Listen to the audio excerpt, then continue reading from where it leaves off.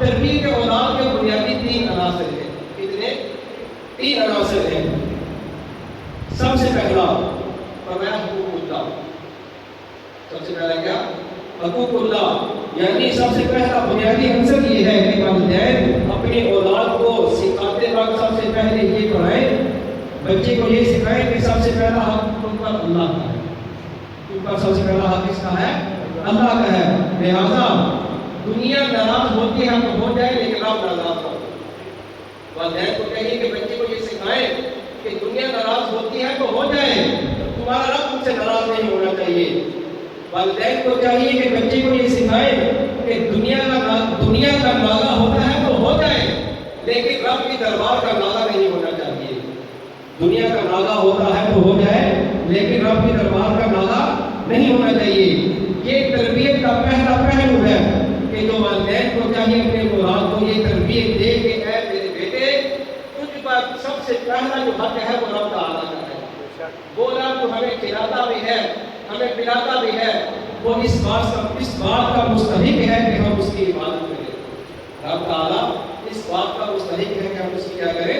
عبادت کریں. دوسرا عنصر فرمایا حقوق رسول صلی اللہ تعالیٰ علیہ وآلہ وسلم.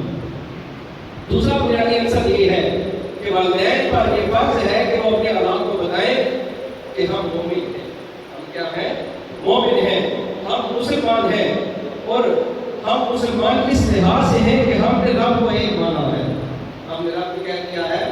ایک مانا ہے. اور نبی پاک علیہ السلام کو رب کا رسول مانا ہے. نبی پاک علیہ السلام کو رب کا رسول مانا ہے.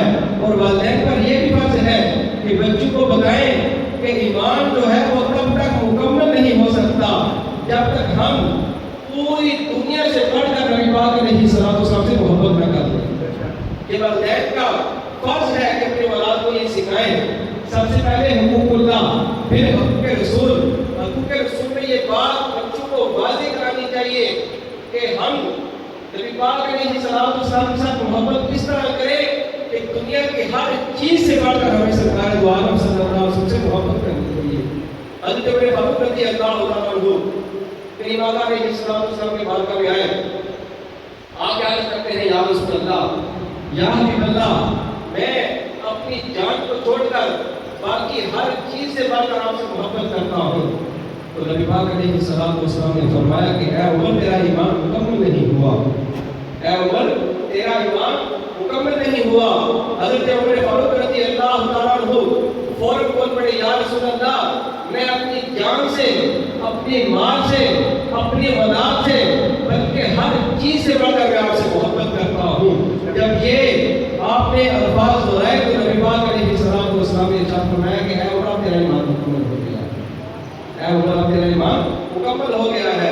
یعنی ایمان کے مکمل ہونے کی علامت یہ ہے کہ جب تک بندہ ہر چیز سے بڑھ کر، چاہے وہ مال ہے چاہے اولاد ہے، ہر چیز سے بڑھ کر جب تک بندہ نبی پاک علیہ السلام سے محبت کرنے نہ لگ جائے تب تک اس کا ایمان مکمل نہیں ہو سکتا. تب تک اس کا ایمان مکمل نہیں ہو سکتا. تیسرا جو بنیادی عنصر ہے وہ یہ ہے کہ حقوق العباد. وہ کیا ہے؟ حقوق العباد. یعنی والدین پر یہ فرض ہے کہ بچوں کو، اپنی اولاد کو اپنا حق بتائیں کہ ہمارا ان پر حق کیا ہے.